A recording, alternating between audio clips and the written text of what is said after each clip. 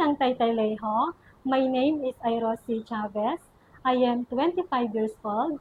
I am single. I am from Palanan, Isabela, Philippines. My educational attainment is college graduate with the degree Bachelor of Science in Criminology at Northeastern College, Santiago City, Philippines. My hobbies are cleaning, gardening, cooking, and tutoring. I am a pet lover. I have 2 dogs and 1 cat. My expertise are cleaning, gardening, ironing, marketing, dishwashing, laundry, and cooking. I work as housemaid in Philippines for 3 years from June 10, 2022 to June 10, 2025. I serve 1 couple, 2 children, 10 of age of 10 years and 6 years old.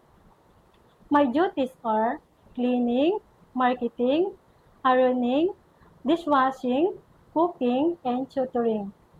I want to work in Hong Kong because I want to earn and save money, also to save my future.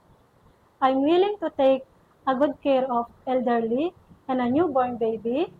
I can sing nursery song like head, shoulder, knees and toes, knees and toes.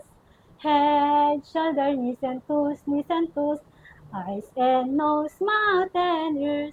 Head, shoulder, knees and toes, knees and toes. To my future employer, ma'am and sir, please choose me as your housemaid because I am hardworking, obedient, honest, and a kind person. I promise I am to be a good housemaid. I prioritize my job. I finish my 2 years contract or more. Thank you, ma'am and sir.